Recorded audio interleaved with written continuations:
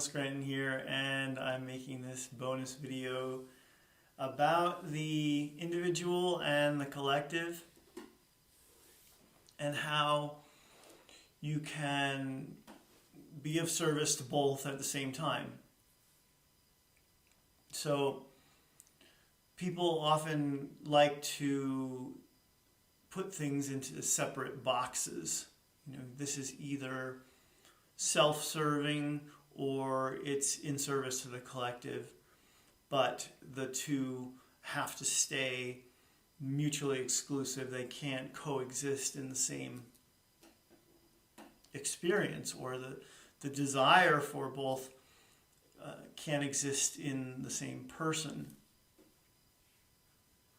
So Mother Teresa is a good example for those of you who are too young to know who this woman was. She spent her time working with lepers in India, people with all kinds of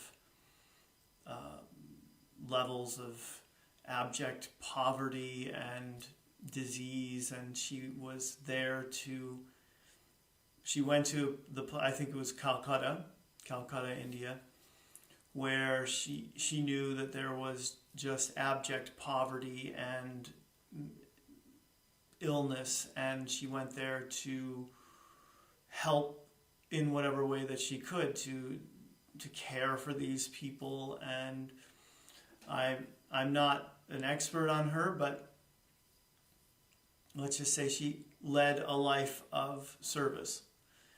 And if you look at what she was doing and putting herself at risk, obviously, for getting ill herself by working with people who had, I believe, leprosy is a contagious illness. So she put herself in harm's way to help people who needed it the most. And a lot of people would look at that and say, well, that woman was putting the collective ahead of herself as the individual. But one of the ways that I've always looked at the Mother Teresa story as well is that this was something she felt called to do. This was something that satisfied something inside of her. It wasn't, I doubt she woke up every day and said, oh God, I can't believe I'm in Calcutta and I have to do this. The way that some people wake up and face a 9-to-5 job in a corporation that way. So I do believe that she was fulfilling herself and at the same time being of service. Now, there are times when, of course, being of service will look like a sacrifice. Somebody is in need of something. All you want to do is veg out, let's say, but someone that you love is coming to you and saying, I've got this issue that I need to talk to somebody about. Can you be here for me right now? Can you be present with me? And you might think, this is the last thing I want to do. But you put the energy towards being there for that person. And it's at a certain amount of sacrifice for what it is that you wanted for yourself for that evening. But my point is that I'm getting to a point here. Something can be both. It can be satisfying to you and something that you do for the collective. So, all right, so I'll use myself as an example. I don't outline these before I start talking, just so you know. This is just all coming to me in the moment. I do hope to, at some point, prove the point here that we don't have to choose one or the other, that we're meant to be of service to the collective, but we as individuals are a part of that collective. So when we're in service to the collective, we're also in service to self. I never like that there's a designation of a split service to self or service to others. Because again, I'll get to myself eventually here. But let's say you really love playing the violin. I love using the violin as an example. So you love playing the violin. It's what brings you the most joy in the world. Obviously, when you play violin and you practice hours and hours a day and you master it, and then you go out in the world and you share your gift, then something that you did because you really wanted to do it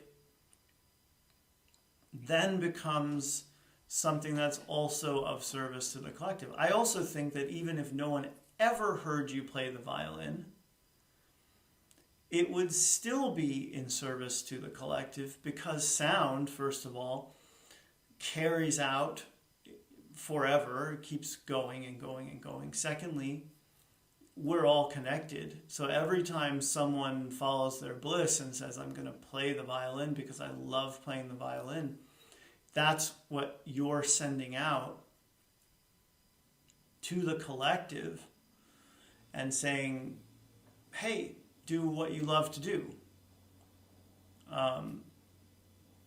As opposed to the person who is waking up Monday morning, going to that 9-to-5 job in an office building that they hate because they feel that they have to. Because they feel that if they don't go to that job, they won't have the money to pay for the rent or the mortgage or whatever. But ultimately, it is a choice, and the choice that they're making is to do something maybe out of pride, maybe because if they quit and start couch surfing or looking for an intentional community to live in or moving in with a friend or family member, they would feel ashamed. Who knows? But that's the message that is being sent to the collective there too, is you just got to suck it up and do a job that you hate, because otherwise society will fall apart, or otherwise you'll have to deal with your feelings of shame. Which, of course, if that is something that you'll feel by doing what you want to do instead of the thing that you feel obligated to do, then that's part of your journey to deal with that shame. Okay, so the example I was going to give of myself. So people often say to me, wow, thank you for your dedication. Thank you for channeling every night for us. It means so much and all that. And I always appreciate hearing that. It's, it warms my heart to get that kind of feedback. At the same time, so it might seem like, oh, he's doing this because he just wants to give, wants to be of service. But even if I wasn't making a living as a channel, I would say that this would be fun for me to do. So if I didn't have to work ever again, if someone just handed me X number of dollars and it was so much that I said, well, I don't really have to channel for a living, I would still do these because I like doing them too. I want to hear what they have to say. I wish I had time to make multiple videos every day for experimental purposes, channeling beings I've never channeled before, just to see what it would be like. So I love doing this, and it's a gift to myself to channel these messages, and of course it's helping others. So I appreciate that. I love that. I love that what I love to do is also something that can be of service to others. And I think that for most of us, that is the case. That, have you ever just watched someone doing what they love to do, like a painter in the middle of painting something, and you might not even like what they're painting, but you have to admit that watching someone who's completely in their element, in the zone, in the flow, that's inspiring. That makes you want to go out and do something that is going to be like that for you. There's so many ways that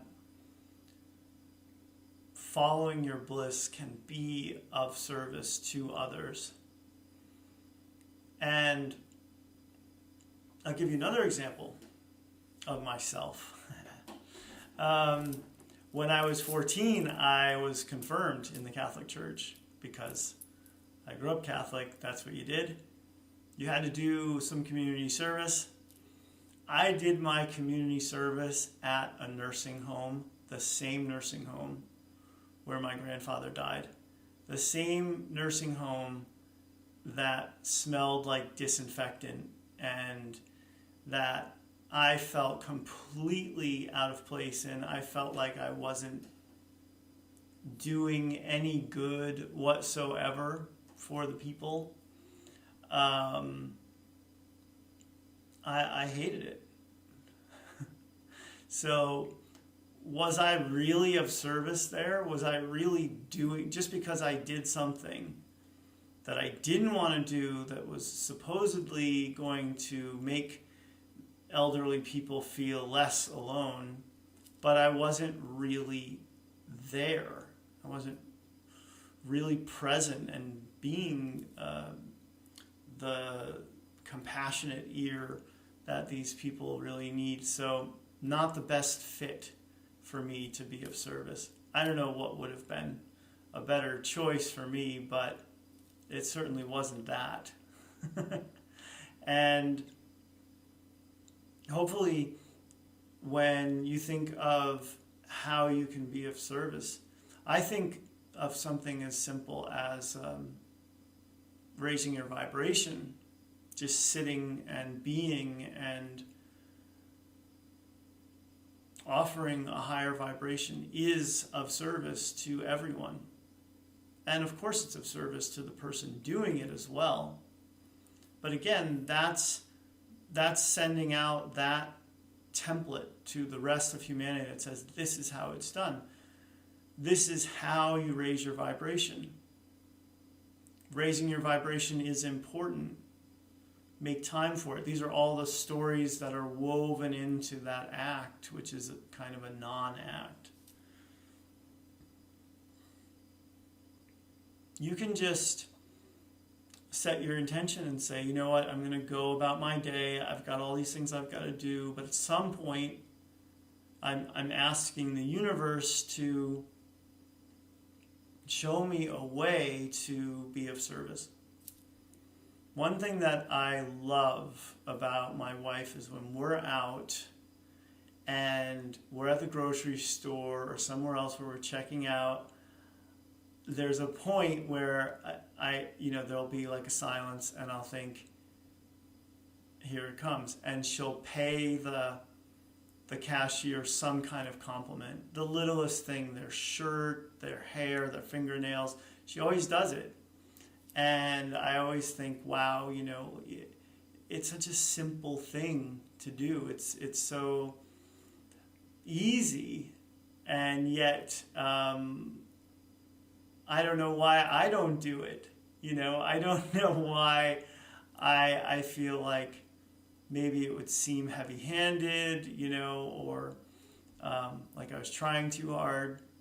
But for her, it's just completely natural. And of course, everywhere we go, she just lights up the room and everybody loves her. And she's just like this gift to humanity by being, you know.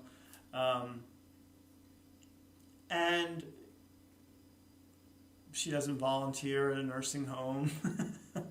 You know, she does similar work to the work that I do. So she's helping people find the divine self-love within them. So through her work, she's definitely being of service as well. But my point is, it doesn't have to be complicated.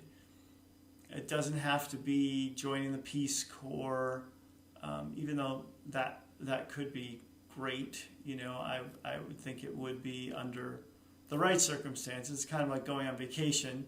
You don't really know how it's going to be until you get there and have the experience. But my point is that you're following your bliss and being of service certainly can intersect and make the world a better place without you having to go to some sort of extreme or make some sort of ultimate sacrifice. And that's important. That's an important lesson for us all. I think I got there. Thanks for watching, everyone. Blessings to you.